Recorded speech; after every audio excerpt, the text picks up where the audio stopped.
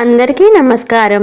నిన్నటి వీడియోలో మనం విష్ణు పూజ, తులసి పూజ, తులసి వ్రతం మరియు దాన ధర్మాలు, కార్తీక మాసం విశిష్టత గురించి కొంత భాగాన్ని మాత్రమే తెలుసుకున్నాం.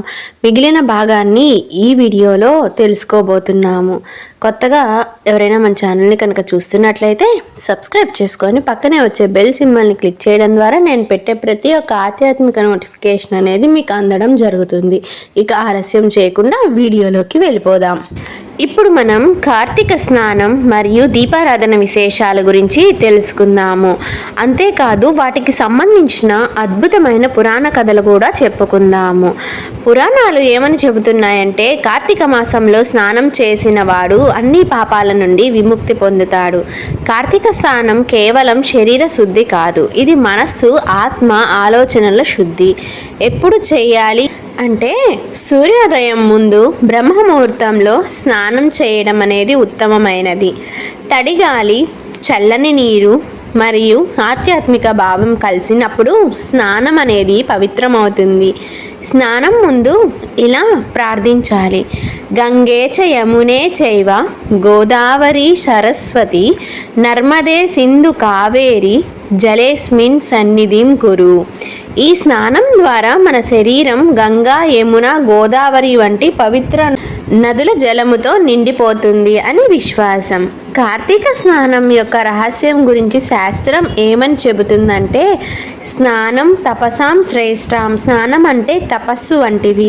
కార్తీక మాసంలో చల్లని నీటితో స్నానం చేయడం శరీరానికి ధైర్యం, మనసుకు నియమం, ఆత్మకు పవిత్రత ఇస్తుంది. శివపురాణంలో ఇలా ఉంది: ఈ మాసంలో స్నానం చేసేవాడు దేవతలతో సమానమైన పుణ్యాన్ని పొందుతాడు అని. స్నానం తర్వాత చేయవలసిన పూజలు: స్నానం పూర్తయ్యాక శివలింగం లేదా శ్రీ మహావిష్ణు విగ్రహం ముందు దీపం వెలిగించి ఇలా ప్రార్థించాలి: ఓం గంగాదేవ్యై నమః, ఓం కార్తికేశ్వరాయ నమః. తరువాత మాత్రమే దీపారాధన చేయాలి. దీపారాధన కార్తీక మాసం యొక్క హృదయం వంటిది. ఈ మాసం యొక్క ప్రధాన లక్షణం దీపదానం. దీపం అంటే వెలుగు, వెలుగు అంటే జ్ఞానం. ఇది అజ్ఞానం అనే చీకటిని తొలగించే శక్తి. పురాణం ఏమని చెబుతుందంటే, కార్తీక మాసంలో దీపం వెలిగించిన వాడు మోక్షాన్ని పొందుతాడు అని. దీపారాధన యొక్క శాస్త్రార్థం ఏంటి? దీపం వెలిగించడం అంటే మన లోపలి అజ్ఞానం, క్రోధం, మోహం వంటి చీకట్లను తొలగించడం. ప్రతి దీపం మన మనసులోని శాంతిని వెలిగిస్తుంది. ఒక దీపం వెలిగించడం వలన పాపాలు తొలగుతాయి, మనసులో భక్తి పెరుగుతుంది, ఇంట్లో ఐశ్వర్యం నిండుతుంది. సాయంత్రం సూర్యాస్తమయం తర్వాత కూడా దీపం వెలిగించాలి. తులసి చెట్టు ముందు, దేవాలయం వద్ద, గుడి తలుపు ముందు లేదా నదీ తీరంలో వెలిగించవచ్చు. దీపం వెనక ఉన్న ఒక చిన్న కథని విందాము.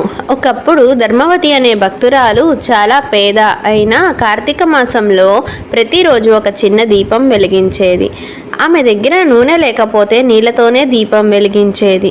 దానిని చూసి విష్ణువు సంతోషించి ఆమెకు అపారమైన ఐశ్వర్యాన్ని ఇచ్చాడు. శివుడు కూడా ఆమె భక్తిని ప్రశంసించి ఇలా అన్నాడు: భావగ్రాహి జనార్దనః, దేవుడు మన హృదయంలోని భావాన్ని మాత్రమే స్వీకరిస్తాడు అని.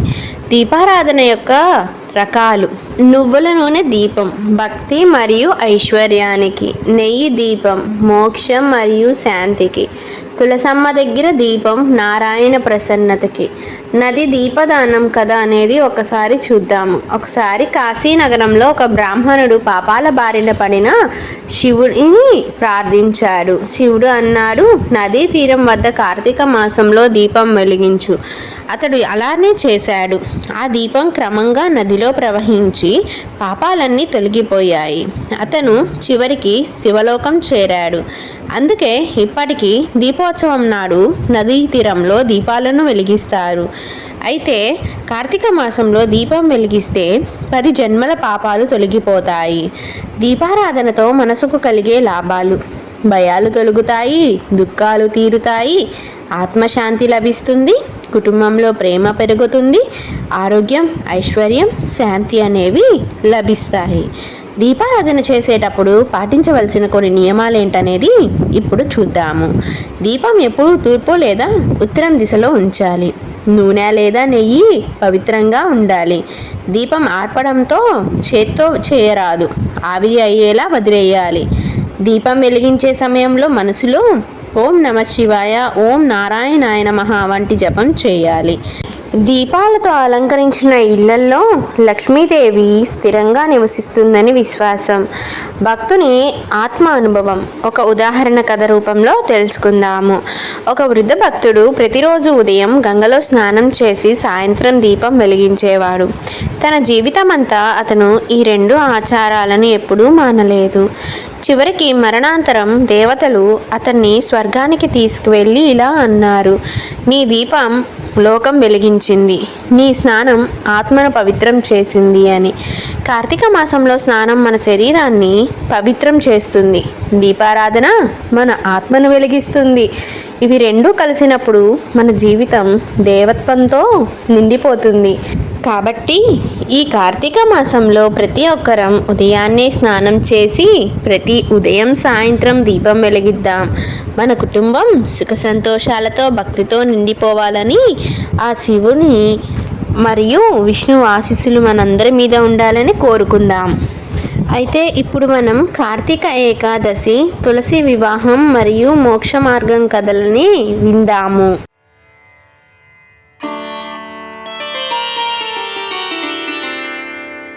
కార్తీక మాసం భక్తికి, పవిత్రతకు, పరమ పుణ్యానికి ప్రతీక. అయితే కార్తీక ఏకాదశి అంటే ఏమిటి, ఏకాదశి అంటే ఏమిటి అనేది చూద్దాం. ఏకాదశి అనేది చంద్రమాసంలోని 11వ రోజు. మాసంలో 2 సార్లు వస్తుంది. శుక్లపక్ష ఏకాదశి, కృష్ణపక్ష ఏకాదశి. పురాణాలు ఏమని చెప్తున్నాయంటే ఏకాదశి నాడు ఉపవాసం చేస్తే అది విష్ణువు సంతోషానికి కారణమవుతుంది అని. అయితే కార్తీక ఏకాదశి అనేది కార్తీక మాసంలో శుక్లపక్ష ఏకాదశికి ప్రత్యేకమైనది. దీనిని ఉత్తాన ఏకాదశి లేదా ప్రబోధిని ఏకాదశి అని అంటారు. ఇది విష్ణువు నిద్ర నుండి లేచే రోజు అని పురాణాలు చెబుతున్నాయి. అంటే చాతుర్మాస వ్రతం ముగిసే రోజు కూడా ఇదే. ఉత్తాన ఏకాదశి ప్రాముఖ్యత ఏంటంటే ఈ రోజున విష్ణువు నిద్ర నుండి లేచి భక్తుల వ్రతాలను స్వీకరిస్తాడు. ఇది మోక్ష ద్వారం తెరుచుకునే రోజు అని చెబుతారు. భక్తులు ఈరోజు ఉపవాసం చేసి రాత్రంతా జాగరణ చేస్తారు. భక్తి గీతాలు పాడుతూ విష్ణు నామస్మరణ చేస్తారు. ఏకాదశ వ్రత విధానం అనేది ఉదయాన్నే స్నానం చేసి విష్ణు పూజ చేయాలి, తులసి చెట్టు వద్ద దీపం వెలిగించాలి, రోజంతా ఉపవాసం చేయాలి, ఫలహారం మాత్రం తీసుకోవచ్చు, సాయంత్రం హారతి ఇవ్వాలి, విష్ణు నామ జపం మరిచిపోకుండా చేయాలి. రాత్రంతా జాగరణ చేస్తే అది 1000 పుణ్యాల సమానం. ఏకాదశి వ్రతం వెనుక ఒక చిన్న కథ ఉంది. దానిని ఇప్పుడు మీకు వివరిస్తాను. ఒకప్పుడు మురాసురుడు అనే రాక్షసుడు దేవతలందరినీ వేధించేవాడు. అప్పుడు విష్ణువు అతనితో యుద్ధం చేయగా ఒక క్షణం విశ్రాంతి తీసుకుంటాడు. ఆ సమయంలో విష్ణుని దేహం నుండి ఒక దివ్యశక్తి ఏకాదశి దేవి ఉద్భవించింది. ఆమె మురాసురుడిని సంహరించింది. విష్ణువు సంతోషించి ఆమెకు వరం ఇచ్చాడు. నీ నామముతో ఉపవాసం చేసే వారందరినీ నేను రక్షిస్తాను అని. అప్పటి నుంచి ఏకాదశి ఉపవాసం ఎంతో పవిత్రమైనది అయ్యింది. ఏకాదశి వ్రత ఫలితాలు చాలా అమోఘంగా ఉంటాయి. ఆ వ్రతం చేసిన వాడు పాపరహితుడవుతాడు, విష్ణులోకాన్ని చేరుతాడు. ఇప్పుడు మీకు తులసి వివాహం గురించి చెబుతాను. కార్తీక మాసంలో ద్వాదశి లేదా త్రయోదశి రోజున తులసి వివాహం అనేది జరుపుతారు. ఇది తులసీదేవి మరియు శ్రీ మహావిష్ణువు సాలగ్రామం మధ్య జరిగే పవిత్ర వివాహం. ఇది భక్తి మరియు భగవంతుని కలయికకు సంకేతం.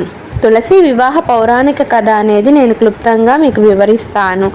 ఒకప్పుడు జలంధరుడు అనే రాక్షసుడు భక్తుడైన శంఖచూడుడు పునర్జన్మగా పుడతాడు. అతని భార్య తులసి భక్తి, పతివ్రత లక్షణాలలో అగ్రగణ్యురాలు. ఆమె భక్తి వల్ల దేవతలు కూడా జలంధరుణ్ణి ఓడించలేకపోయారు. తర్వాత విష్ణుడు శంఖచూడుడి రూపంలో వచ్చి తులసి యొక్క శాపం స్వీకరించారు. తులసీదేవి భూమిపై తులసి మొక్కగా అవతరించింది. అందుకే తులసి లేకుండా విష్ణు పూజ పూర్తి కాదు. తులసి వివాహ విధానం అనేది ఏ విధంగా ఉంటుందనేది ఇప్పుడు చూద్దాం. తులసి మొక్కను శుభ్రంగా అలంకరించాలి. సాలగ్రామం లేదా శ్రీ మహావిష్ణువును తులసికి సమీపంలో ఉంచాలి. హారతులు, పుష్పాలు సమర్పించాలి. వరమాలల మార్పిడి చేయాలి. ఇది వివాహ సూచకం. మంత్రోచ్చరణతో తులసికి హారతి ఇవ్వాలి. నైవేద్యం, పాయసం సమర్పించాలి. తర్వాత అన్నదానం చేస్తే అది అత్యంత పుణ్యకార్యం. ఇది సందర్భానుసారాన్ని బట్టి ఎవరెవరి ఊర్లలో ఎలా చేస్తారనేది వాళ్ళ విధిని బట్టి ఉంటుంది. తులసి వివాహం ఫలితాలు. తులసి వివాహం నిర్వహించే వారికి పాప విమోచనం కలుగుతుంది. కుటుంబంలో మంగళం నిండుతుంది. కార్తీక మాసం మోక్షానికి ద్వారమని పురాణాలు చెబుతున్నాయి.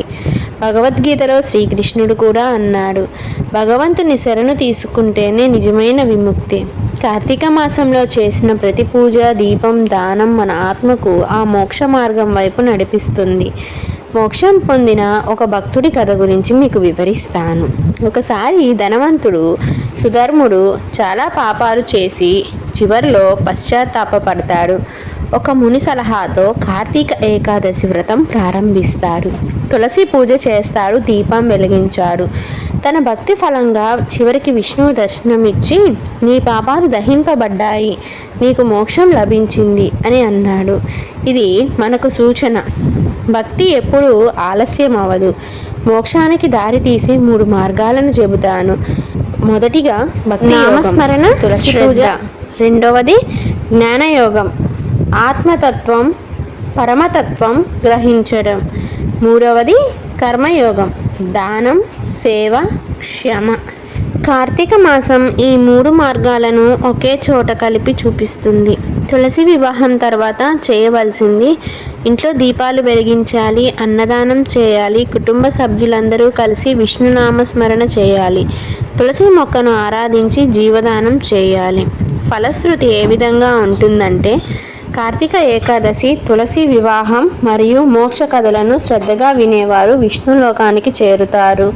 అయితే ఇప్పుడు మనం దీపారాధన, తులసి వ్రతం, దాన ధర్మాల గురించి తెలుసుకున్నాము. మనం ఇప్పుడు కార్తీక స్నానం మహిమ, గంగ స్నాన ఫలితాలు మరియు భక్తుల అనుభవాల గురించి కూడా ఇదే వీడియోలో తెలుసుకుందాము.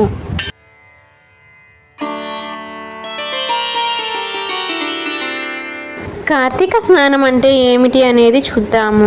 కార్తీక మాసం ఉదయాన్నే స్నానం చేయడం అత్యంత పవిత్రమైన ఆచారం. ఈ స్నానం సాధారణ స్నానం కాదు, ఇది ఆత్మశుద్ధి అని శాస్త్రాలు చెబుతున్నాయి. కార్తీక మాసంలో ఉదయం స్నానం చేసిన వాడు మోక్ష ఫలం పొందుతాడు. స్నాన సమయం అనేది ఉత్తమమైన సమయం. బ్రహ్మముహూర్తంలో చేసే స్నానం అత్యంత పవిత్రమైనది. ఉషోదయానికి ముందు, అనగా తెల్లవారుజామున 4 నుండి 5 గంటల వరకు. అప్పుడు భూమి మీద దైవశక్తులు అత్యంత చురుకుగా ఉంటాయి. అప్పుడే స్నానం చేస్తే మన శరీరం, మనసు, ఆత్మ 3 పవిత్రమవుతాయి. స్నానం చేసే ముందు ఇలా ప్రార్థించాలి: గంగే చ యమునే చైవ గోదావరి సరస్వతి నర్మదే సింధు కావేరి జలేస్మిన్ సన్నిధిం కురు అని. ఈ మంత్రం వల్ల పవిత్రమైన నదులు మన స్నానానికి వస్తుంది. గంగా స్నానం మహిమ అనేది చాలా అద్భుతమైనది. గంగా స్నానం అంటే కేవలం శరీర శుభ్రత కాదు, అది పాప విమోచనం. పద్మపురాణం ఏమని చెబుతుందంటే, గంగా నీటి స్పర్శతోనే పాపాలు వెంటనే తొలగిపోతాయి అని. గంగాదేవి స్వయంగా అంటుంది, నా జలంలో స్నానం చేసిన వాడు యమలోకాన్ని చూడడు. అందుకే కార్తీక మాసంలో గంగా స్నానం లేదా సమీప నది స్నానం మహాపుణ్యం. ఉదయాన్నే లేచి ఓం నమో నారాయణాయ లేదా ఓం నమ శివాయ జపం అనేది చేయాలి. గంగ మంత్రం జపిస్తూ నీటిలోకి దిగాలి. 3 సార్లు నీటిలో మునిగి మనసులో ఇలా అనాలి: జలే మమ పాపం దహతు శివనారాయణ ప్రసాదం లభతు. స్నానం తర్వాత తడి దుస్తులతో తులసి చెట్టు లేదా దేవాలయం ముందు దీపం వెలిగించాలి. తరువాత శివుని లేదా విష్ణుని నామస్మరణను చేయాలి. కార్తీక స్నానం ఫలితాలు: పాప విమోచనం, ఆరోగ్య శుద్ధి, ఆత్మ జాగృతి, శాంతి మరియు దీర్ఘాయుష్యు, మోక్ష ఫలితం. ఒక పౌరాణిక గాథ అనేది మీతో షేర్ చేసుకుంటాను. ఒకసారి రాజా హరిశ్చంద్రుడు కార్తీక మాసంలో గంగలో స్నానం చేశాడు. అతని జీవితంలో ఎన్నో కష్టాలు వచ్చినా ఆ స్నాన ఫలితంతో చివరికి అతను మోక్షం పొందాడు. విష్ణువు స్వయంగా అతని ముందు ప్రత్యక్షమై ఇలా అన్నాడు: హరిశ్చంద్ర, నీ నిజాయితీ, నీ భక్తి మరియు కార్తీక స్నానమే నిన్ను మోక్షానికి నడిపించాయి అని. మరో కథ ఉంది. పాపరత్న అనే వ్యాపారి గురించి కూడా ఒక చిన్న కథను వివరిస్తాను. ఒక వ్యాపారి తన జీవితమంతా ధర్మ విరుద్ధంగా గడిపాడు. కానీ జీవితంలో ఒకరోజు కార్తీక మాసంలో నదిలో స్నానం చేశాడు. మరణానంతరం దేవదూతలు వచ్చి స్వర్గానికి తీసుకువెళ్ళాడు. అతను ఆశ్చర్యపడి అడిగాడు: నేను పాపిని, నాకు స్వర్గం ఎలా దొరికింది అని అడుగుతాడు. దానికి దేవతలు చెబుతారు: కార్తీక స్నానం ఒక్కసారి చేసినా 100 పాపాలు పోతాయి అని. ఇంట్లో స్నానం చేసినా పుణ్యం లభిస్తుందా? గంగా నదీ స్నానం సాధ్యం కాని వారు ఇంట్లోనే గంగ మంత్రం జపిస్తూ స్నానం చేయాలని శాస్త్రాలనేవి చెబుతున్నాయి. స్నానానంతరం చేయాల్సినవి: మంచి బట్టలు, శుభ్రమైన బట్టలు ధరించాలి, దీపం వెలిగించి దేవునికి నమస్కరించాలి, తులసీ దళంతో నైవేద్యం చేయాలి, ఒక పేదవానికి దానం చేయాలి. ఈ క్రమంలో చేసే స్నానం పూర్తి పుణ్యప్రదం అవుతుంది. కార్తీక స్నానం ఉదయం చేస్తే దీపదానం సాయంత్రం చేయాలి. ఇవి రెండూ కలిసి జలదీపయుగ పుణ్యం అంటారు. నీటిలో స్నానం చేసి దీపం వెలిగించిన వాడు స్వర్గఫలాన్ని పొందుతాడు. కార్తీక మాసంలో ముఖ్యమైన రోజు కార్తీక పౌర్ణమి. ఆ రోజు స్నానం చేసిన వాడు 100 యజ్ఞాలు చేసినంత పుణ్యం పొందుతాడు అన్నది పురాణ వాక్యం. ఒక సాదాసీదా మహిళ గంగా నది వద్ద ప్రతి కార్తీక మాసంలో స్నానం చేసేది. ఆమెకు ఒక్కసారైనా భగవంతుడు ప్రత్యక్షం కాలేదు. కానీ ఆమె భక్తి తగ్గలేదు. ఒకరోజు గంగామాత ప్రత్యక్షమై చెప్పింది: నువ్వు నా జలంతో స్నానం చేసిన ప్రతిసారి నీ పాపాలు మాత్రమే కాకుండా నీ కుటుంబం యొక్క పాపాలు కూడా క్షమించబడతాయి అని. అలా భక్తి ఉన్నవాడికి దేవుడు స్వయంగా ప్రత్యక్షమవుతాడు. కార్తీక మాసంలో భక్తితో స్నానం చేసిన వాడు నిశ్చయంగా మోక్షాన్ని పొందుతాడు. కార్తీక మాసం అంటే మనం చెప్పుకున్నట్లు భక్తి, పాప విమోచనం మరియు ఆత్మశుద్ధికి అద్భుతమైన సమయం.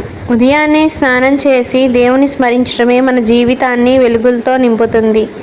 ఈ కార్తీక మాసంలో మనందరం ఉదయం స్నానం, దీపదానం మరియు దాన ధర్మాలు పాటించి దేవుని ఆశీస్సులు పొందుదాం. అయితే ఇదే వీడియోలో నేను మీకు కార్తీక వనభోజన మహిమ మరియు వనదేవతల కథలను కూడా చెప్పబోతున్నాను. ఎవరూ స్కిప్ చేయకుండా చివరి వరకు వీడియోను చూస్తారని ఆకాంక్షిస్తున్నాను.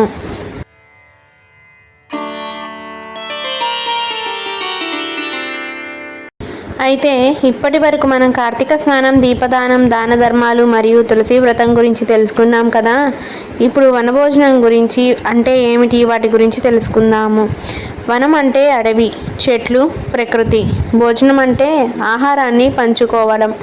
అంటే వనభోజనం అనేది ప్రకృతితో కలిసి భక్తిభావంతో భోజనం చేయడం. ఇది కేవలం ఆనందం కోసం కాదు, అది ఒక పవిత్ర ఆచారం. శాస్త్రవచనం ఏమని చెబుతుందంటే కార్తీక మాసంలో అడవిలో భోజనం చేసిన వాడు పుణ్యవంతుడు అవుతాడు అని. వనభోజనం ఆరంభం, పురాణ మూలం ఎక్కడి నుంచి ఉన్నదనేది మీకు తెలియచేస్తాను. ఒకసారి శ్రీకృష్ణుడు మరియు గోపాలులు కార్తీక మాసంలో యమునా తీరంలో వనభోజనం చేశారు. గోపికలు బృందావనం మొత్తం భక్తి గీతాలతో నిండిపోయింది. ఆ రోజే శ్రీకృష్ణుడు అన్నాడు: ప్రకృతి మాత కూడా భక్తిని కోరుతుంది. వనంలో భోజనం చేసి ఆమెకు నమస్కరించిన వాడు నా సన్నిధిలోనే ఉంటాడు అని. అందుకే వనభోజనం ఒక కృష్ణప్రియ ఆచారంగా ప్రసిద్ధి చెందింది. వనభోజనం ఎందుకు చేస్తారు అనేవి కారణాలు తెలుసుకుందాం. ప్రకృతికి కృతజ్ఞత చెప్పడం. మన జీవితానికి చెట్లు, నదులు, గాలి ఇచ్చే సహాయం కోసం వనభోజనం ద్వారా ధన్యవాదం తెలుపుతాం. శరీర శుద్ధి మరియు మనసు శాంతి. పచ్చని వాతావరణంలో భోజనం చేయడం మన ఆత్మకు విశ్రాంతిని ఇస్తుంది. కుటుంబం, మిత్రులు, భక్తులు కలిసి భోజనం చేయడం ద్వారా సామూహిక భక్తి పెరుగుతుంది.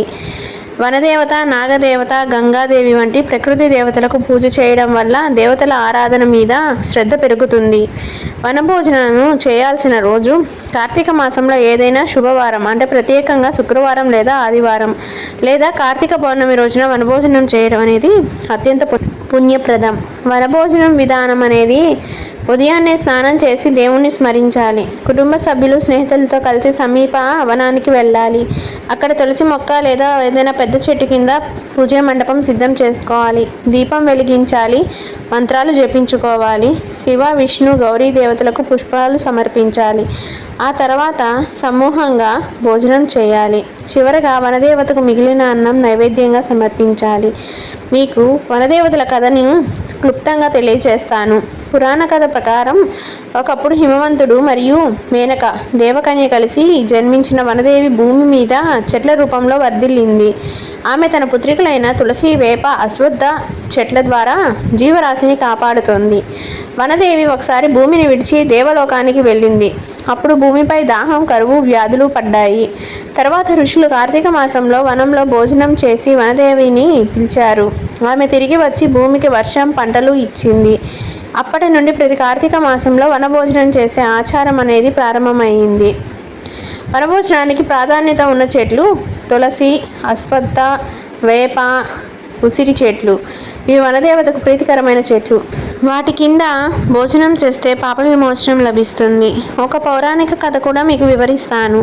ఒకసారి నారద మహర్షి అడవిలో తపస్సు చేస్తుండగా దేవతలు వచ్చి అడిగారు, మహర్షి, ఈ వనభోజనం ఎందుకు చేస్తున్నారు అని. అప్పుడు నారదుడు నవ్వుతూ అన్నాడు, ప్రకృతిలో భోజనం అంటే దేవుని ఆహారంగా చూడటం. ఈ భూమి, ఈ వనం ఇవే నారాయణ స్వరూపాలు. దేవతలు ఆశీర్వదించి చెప్పారు, నారద, నీ వనభోజన ఫలితంతో భూమి మొత్తం పుణ్యమయం అవుతుంది అని. వనభోజనంలో పాటించవలసిన నియమాలు కొన్ని ఉన్నాయి. మాంసాహారం చేయరాదు. మద్యం, ధూమపానం పూర్తిగా నిషిద్ధం. చెట్లకు హాని చేయరాదు. మిగిలిన అన్నం వ్యర్థం చేయరాదు. పక్షులకు లేదా జంతువులకు ఇవ్వాలి. వనభోజనం తర్వాత చేయవలసినవి దేవుని నామస్మరణ, దీపారాధన, వనదేవికి కృతజ్ఞతా ప్రార్థన. వనభోజనం చేయడం వల్ల కలిగే ఫలితాలు: పాప పరిహారం అవుతుంది, వర్ష సమృద్ధి, కుటుంబ ఐక్యత, ఆరోగ్యం, ఆత్మశాంతి, మోక్ష ప్రాప్తి కలుగుతాయి. భక్తుల అనుభవాలకు సంబంధించిన ఒక నిజమైన కథను చెబుతాను. ఒక గ్రామంలో అనసూయమ్మ అనే భక్తురాలు ప్రతి సంవత్సరం వనభోజనం చేసేది. ఒకసారి వర్షం కారణంగా వనానికి వెళ్ళలేక ఇంట్లోనే తులసి మొక్క వద్ద భోజనం చేసింది. ఆ రాత్రి ఆమెకు స్వప్నంలో వనదేవి ప్రత్యక్షమై చెప్పింది, అమ్మ, నీ భక్తి భావాన్ని మించింది ఏదీ లేదు. వనంలో కాకపోయినా భక్తితో చేశావు, అది నాకు సమానమైనది. అప్పటి నుంచి ఆ గ్రామంలో ప్రతి సంవత్సరం తులసి పూజతో వనభోజనం చేస్తారు. శాస్త్రవచనం ఏమని చెబుతుందంటే, భక్తితో వనంలో భోజనం చేసిన వాడు పాపరహితుడై మోక్షాన్ని పొందుతాడు అని. అయితే కార్తీక మాసం అనేది కేవలం వ్రతాల కాలం కాదు, అది ప్రకృతితో, దేవునితో, మనతో మమేకమయ్యే సమయం. వనభోజనం మనం భూమికి, చెట్లకు, దేవతలకు చెప్పే ధన్యవాదం. అంటే ప్రకృతి స్వయంగా దేవతే. ఈ కార్తీక మాసంలో మనం వనంలో భోజనం చేసి భక్తితో దేవుని స్మరించి మన జీవితాన్ని పుణ్యమయం చేసుకుందాము. అయితే తర్వాత మనం శివకేశవ ఆరాధన ఎలా ఉంటుంది, పుణ్యకాల రహస్యం గురించి తెలుసుకుందాము. ఎవరూ కూడాను వీడియోను స్కిప్ చేయకుండా చివరి వరకు చూస్తారని ఆశిస్తున్నాను.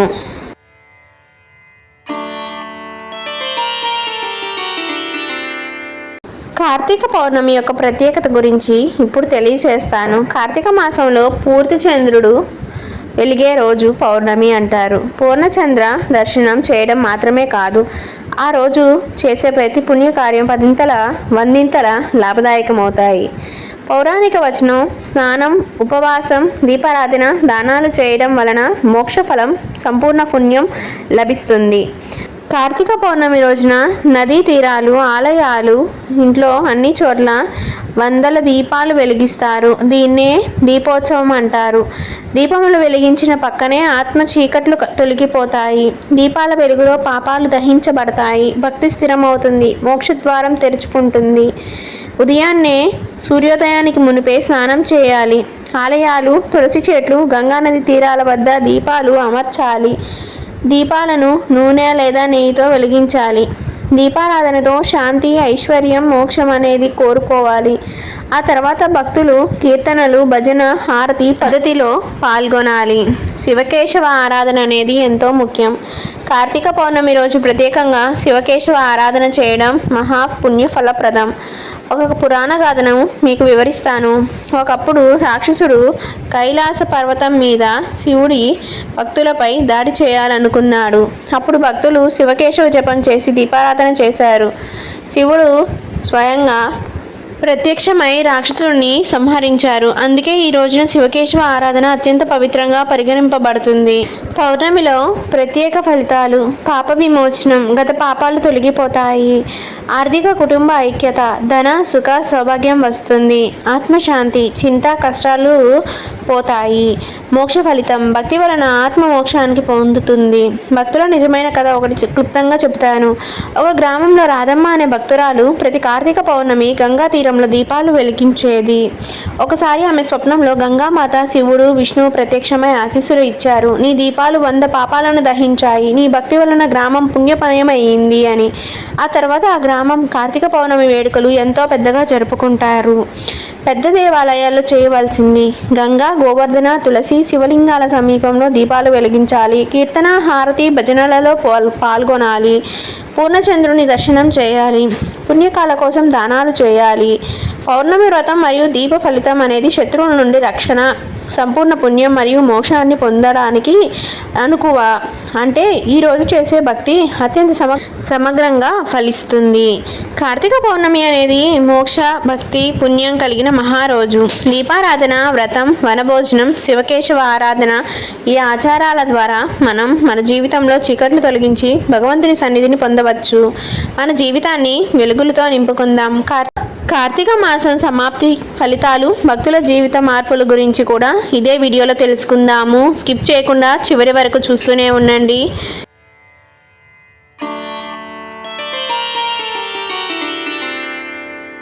అయితే ఇప్పుడు మనం కార్తీక మాస ఫలితాల గురించి తెలుసుకుందాము. కార్తీక మాసం ఆచారాల ద్వారా సాధించే ఫలితాలు కొన్ని ఈ విధంగా ఉంటాయి. పాపమోచనం, గత పాపాలు తొలగిపోతాయి. ఆత్మశుద్ధి, మనసు శాంతి, ఆత్మ విశుద్ధి కలుగుతుంది. ఆర్థిక సమృద్ధి, ధన ఐశ్వర్యం, సంపూర్ణత కలుగుతుంది.